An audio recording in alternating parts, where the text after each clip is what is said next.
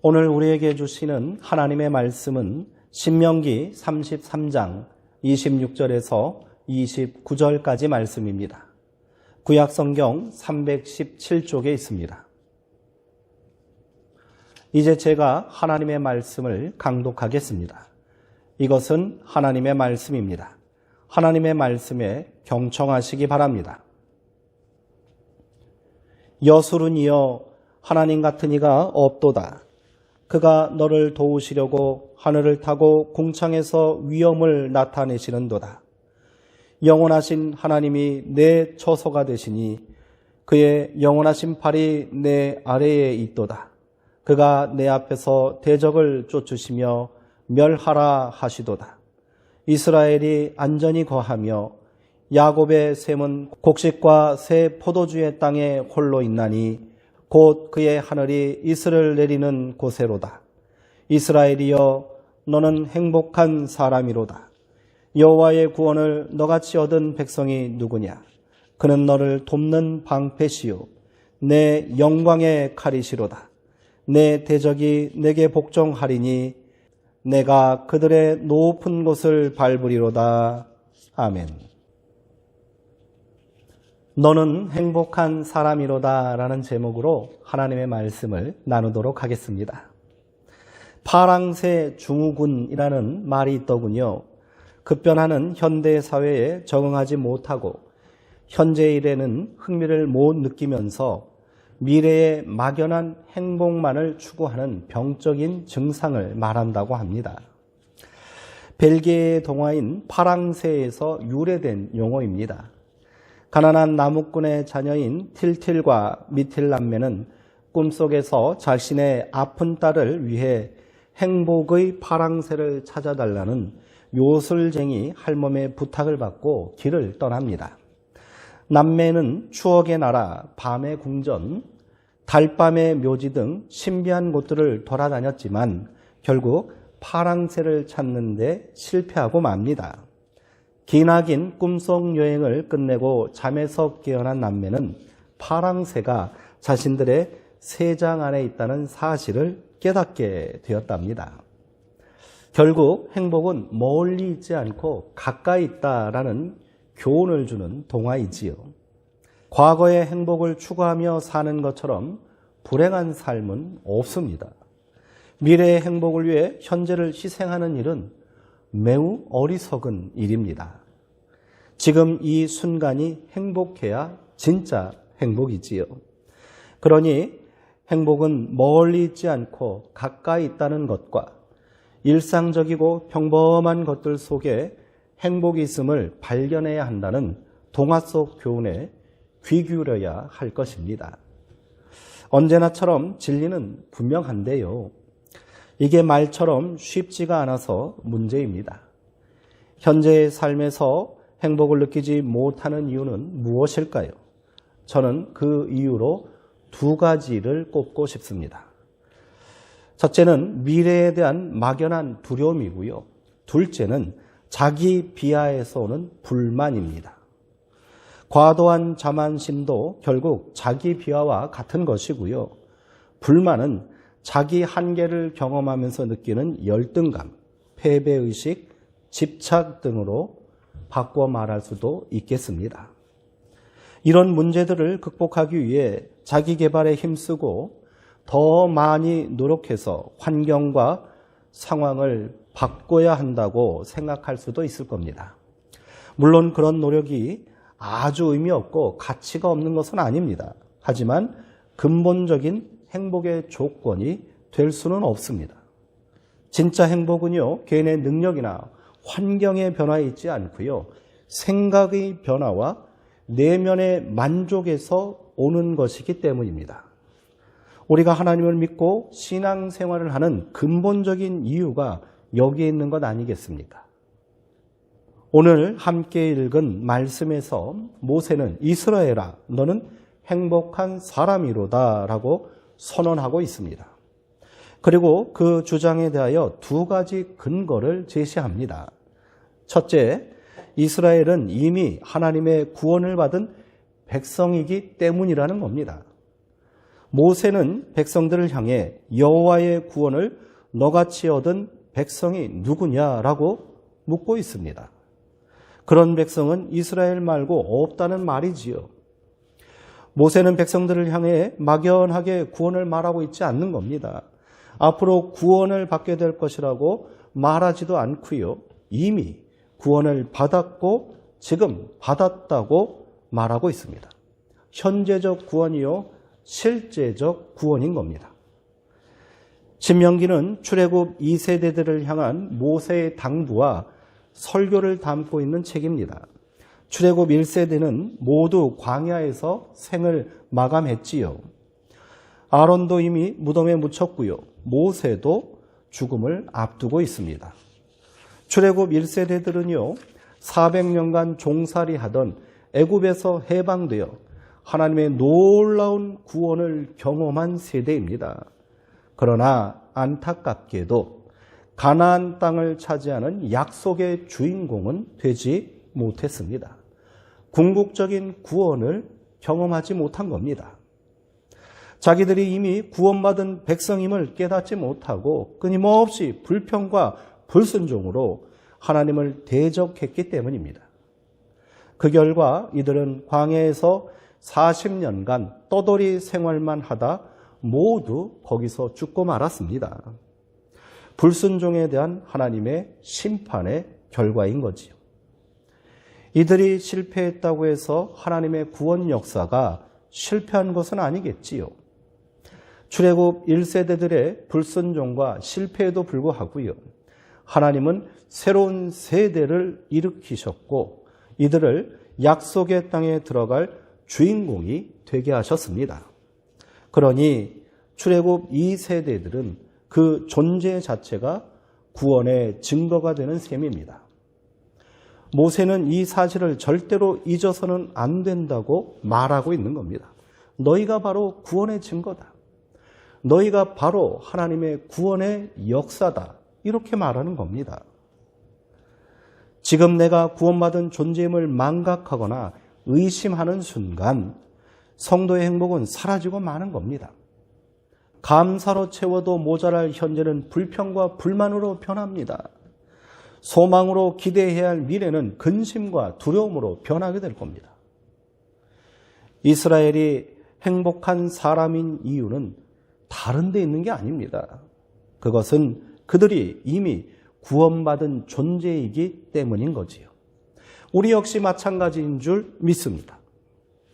이스라엘이 행복한 사람인 두 번째 이유는 하나님이 이스라엘을 돕는 방패시며 영광의 칼이기 때문이라고 모세는 선포하고 있습니다. 40년의 광야 생활을 마치고 가나안 땅에 정착하기 위해서는 그 땅에 살고 있는 원주민들과의 전쟁을 피할 수 없습니다. 아주 불가피하지요. 가나안에 거주하고 있는 민족들은 만만한 상대가 아닙니다. 철병거를 가지고 있고요. 기병대를 보유한 강력한 군대가 있었습니다.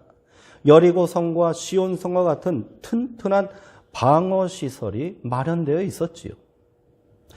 애국과 같은 강대국의 간섭과 잦은 외적의 침입에 맞서 민족 간 연대와 동맹도 견고한 상태였습니다. 이에 반해 이스라엘은 그야말로 오합지졸입니다. 변변한 무기도 없을 뿐더러 훈련된 군대도 가지고 있지 않습니다. 그나마 탁월한 지휘관 역할을 감당했던 모세도 죽음을 앞두고 있기에 전쟁에 참여할 수 없습니다. 여호수아가 후계자로 세워졌다고는 하나 그의 능력은 아직 검증받지 못한 상태이지요. 백성들은 불안했을 겁니다. 출애굽 1세대들과 달리 노예 근성에서 어느 정도 벗어났다고는 하나 출애굽 2세대들도 스스로 운명을 개척할 자유인으로 환골탈태했다고는 할 수 없는 상태입니다. 자신들의 능력과 한계가 분명한 상황에서 새롭게 감당해야 할 역사의 과업은 더욱 버겁게 느껴졌을 것입니다. 두려움과 근심 가운데 있는 백성들에게 모세는 말하고 있습니다. 하나님은 너를 돕는 방패시요 너의 영광의 칼이시다. 그러니 걱정하지 말고 두려워하지 말라. 너의 모든 대적들이 내 앞에서 복종할 것이다. 너는 행복한 사람이로다. 아멘. 상황과 환경을 보지 말고 하나님을 바라보라는 말입니다. 앞날을 위해 무슨 대책을 세우고 대적과 싸우기 위해 무슨 무기를 들어야 할까 고민하지 말라는 겁니다. 하나님이 나와 함께 하시며 견고한 보호막이 되시고 강력한 무기가 되어주시니 무엇이 두렵냐는 겁니다. 결국 하나님을 신뢰함으로 모든 일을 하나님께 맡기라, 이렇게 말하는 겁니다. 민수기에 보면요, 하나님께서 모세에게 이스라엘 백성을 각 지파별로 20세 이상 칼을 들 수 있는 장정의 수를 계수하라고 명령하십니다. 가나안과의 전쟁을 앞두고 이스라엘 백성들을 강력한 군대로 재편하려 하신 겁니다. 그렇게 레위 지파를 제외한 나머지 12지파는 동서남북으로 견고한 진을 구축하게 되었습니다.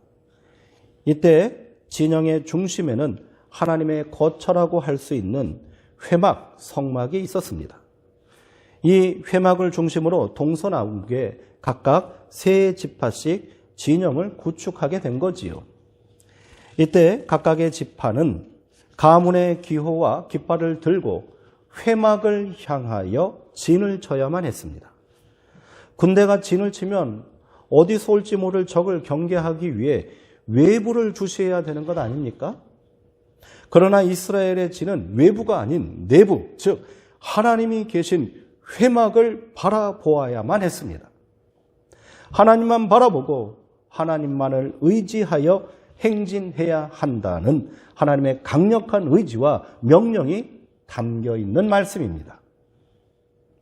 또한 레위는 별도로 계수하여 회막에서 봉사하는 일을 감당하게 하셨습니다. 전쟁을 대비하려면 한 사람이라도 더 칼을 들게 해야 맞지 않습니까? 그러나 하나님은 약 1만 명에 해당하는 레위인 장정들을 전쟁과 상관없는 일을 하게 하셨습니다. 전쟁 중에도 하나님을 섬기고 하나님께 예배드리는 일을 소홀히 해서는 안 되기 때문입니다. 무엇이 중심이 되어야 하고 무엇이 기본이 되어야 하는지를 깨닫게 하신 거지요. 칼을 들고 싸우는 것보다 하나님 앞에 무릎 꿇고 기도하는 것이 승리의 비결이기 때문입니다. 말씀을 정리해 보겠습니다. 결국 행복의 비밀은 생각의 변화와 마음의 변화에서 오는 것입니다. 하나님의 백성이라면 당연히 그 변화의 중심에 하나님의 말씀을 두고요, 하나님의 관계에서 찾아야 마땅할 겁니다.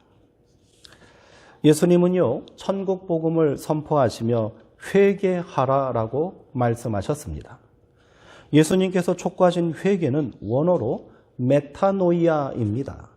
메타는 크다, 높다라는 뜻입니다. 노이아는 마음, 생각입니다. 즉 회개란 마음을 크게 하는 것이고요, 생각을 높이는 것이다, 이렇게 풀이할 수 있습니다.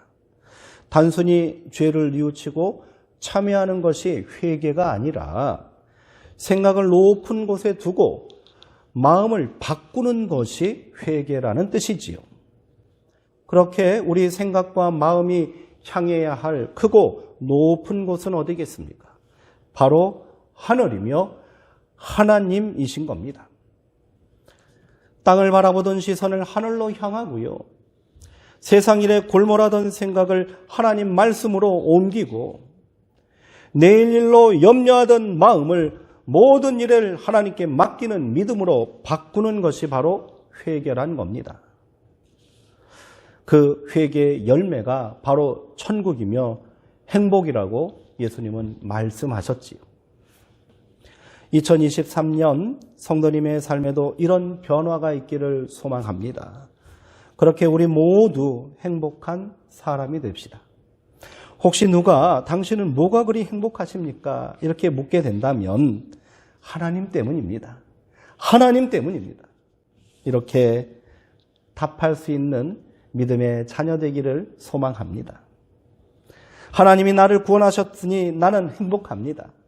하나님이 나의 힘이 되어주시고 나를 지켜주시니 나는 행복합니다. 우리 그렇게 고백하며 새날을 시작합시다. 기도하시겠습니다. 사랑의 하나님, 오늘 우리 가운데 주신 말씀을 통하여서 우리가 내 삶에 작은 변화를 이루기를 결단하고 소망합니다. 우리의 마음을 바꿔주시고 우리의 생각을 변화시켜 주옵소서. 세상 일에 골몰하던 그 시선을 하늘로 향하게 하시고 고민하던 그 일상을 말씀으로 옮기는 행복한 사람 되게 하여 주시옵소서. 그렇게 내가 구원받은 존재임을 깨닫고 하나님께서 지금 나와 함께 하시며 나를 도우시고 보호하시고 역사하심을 온전히 믿는 행복한 사람 되게 하여 주옵소서. 예수님의 이름으로 기도합니다. 아멘.